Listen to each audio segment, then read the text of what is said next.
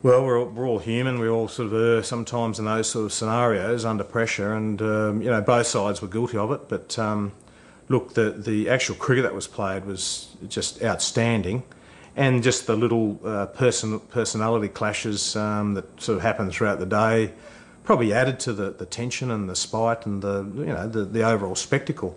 There was a couple of players were engaged in a headbutt at one stage in drinks. It wasn't a major headbutt, but it was something that definitely happened. The conditions had taken the toll on the players, not only physically but mentally and emotionally. They were spent, and they were irritable, they were angry, they were sniping at each other, and it needed a lot of control from V. Vikram Raju and Dara Dottawala, the two umpires. They became embroiled in it as well, understandably enough. At one stage, Dottawala, in an extraordinary move, said to Alan Border that the pace of it was too slow. He needed to quicken things along. So I had to go and request him to just speed up things because it's getting dark, and ultimately it's no good for the batsman to bat in a dim light.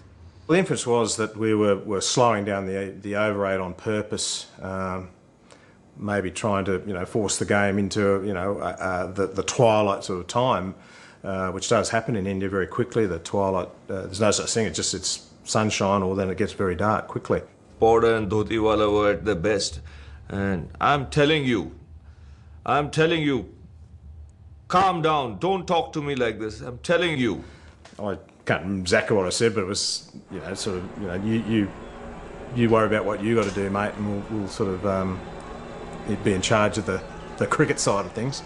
And he got very irate about it, and after a little bit more toing and froing, he said, I will send you off. Now, I sat back on thinking, is that what I think he's just said? No, you can't send me off. Then I thought to myself, well, maybe he can. So I turned to Bernie and said, well, Bernie, look, he can't send me off, can he? And Bernie, typical, just go with the bugger if I know, and walked off. Alan always dines on the fact that for his right-hand man to not know the laws of cricket in that respect was quite poor. I didn't say I'll send you out the ground, but I pointed out to the dressing room, and I told him that I'll be reporting you over there. I was there, very much there. And in fact, I had to calm. I took Dhotiwala away. I said, come on, relax now, let's get on with the game, because I wanted the overs. So I'm not going to allow these two to carry on, because that's another 5-10 minutes gone. And the light was fading. I said, no, come back, calm down, come back here and start umpiring. We want some overs. We're under pressure at this stage. The game's ebbing and flowing. No one knows which way it's going. 5 minutes of cricket, we're on top. Next 5 minutes, they're on top. And it was just getting, very, very tight out in the middle. If that game was played today, the referees would have been meeting for a considerable time at the end of the day, and there would have been some very, very substantial penalties handed out. No doubt about that.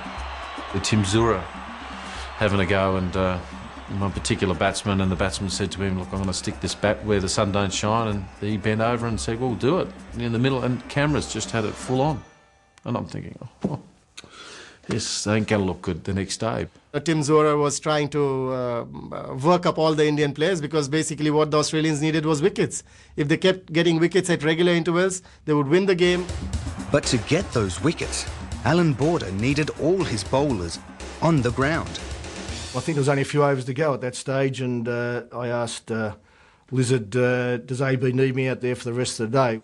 Dave Gould came running out with the message, do you reckon, would you like him out here? And I remember the look on the face of Alan Border, and that was enough to know exactly what he was thinking when, Dave Gould delivered the message that Ray had asked whether he was required. I think a few expletives later got the message through that, yes, it'd be great if Ray could, come out there and help us out, because at that point, it was so important that he be there. He gave Lizard the biggest spray of all time to get that weak so-and-so out here. So Lizard said, come in and said, yes, Alan would like you out there, Spotty. So off I went and managed to get a few wickets late in the day, which turned the game around. 4 overs to go, 17 needed. Sharma holed out to McDermott, and it was 7 for 331. Kiran More aimed a sweep at Ray Bright. He was adjudged LBW, 8 for 334. There was a partnership going, And we're cruising, and then all of a sudden, 3 wickets went just like this. And then suddenly, from a position where you were going to win the game easily, there was the fear of we could be losing this one. The world's best number 10, Yadav, launched the assault at Matthews. Big one. And Ravi was very, very good for them in that situation, keeping things calm, talking to the guy at the other end, getting the crowd going, keeping the pressure on us with the way he played, and just his body language was very, very positive and added to the whole theatre. When Ray Bright commenced the penultimate over of the match, India required 7 runs to win off 12 deliveries with 2 wickets in hand. Moment of suspense here. Shastri looking at him. Don't let me down, Chip. Number 10 batsman Yadav didn't let him down, finding the gap through point and scoring 2 valuable runs.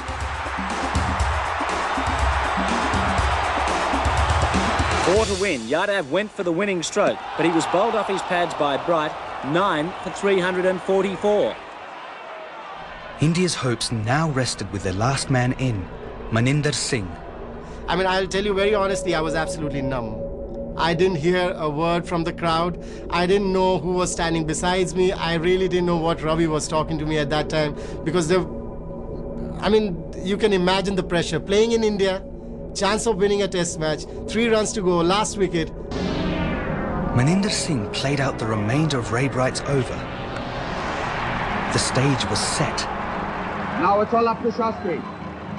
Now it was also all up to Greg Matthews. All credit to the Australians. They haven't let go, they've attacked, they've kept the ball in play, they've kept the ball at the wickets and really challenged India all the way.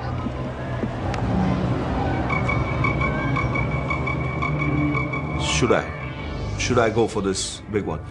Knowing very well that you had already hit a couple of sixes, so you had every right to believe in yourself. I was panicking that he would just basically wait for the right ball and just hit the ball out of the ground, and that would be the end of the game. 5 balls remain, 4 runs to get.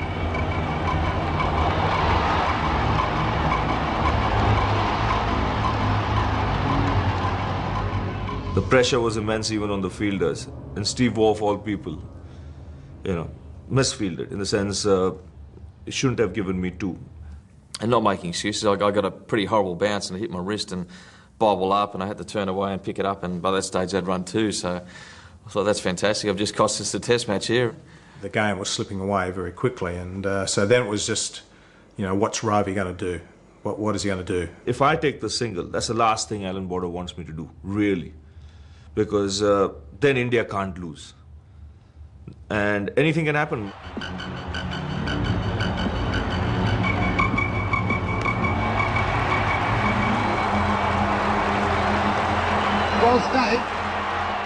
I was very surprised and then relieved that he gave us the opportunity to bowl at Maninder for those last few deliveries. Number 11, so what? You might just swing at one, get a top edge, or get a leg by, or the bowler might bowl a no ball, and you could win the game.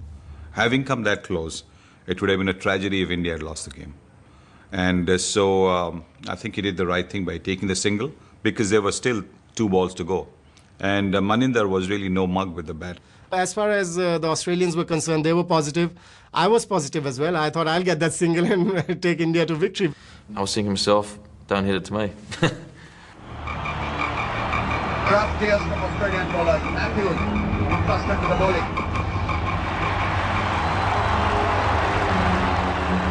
I told him, wait for the last ball.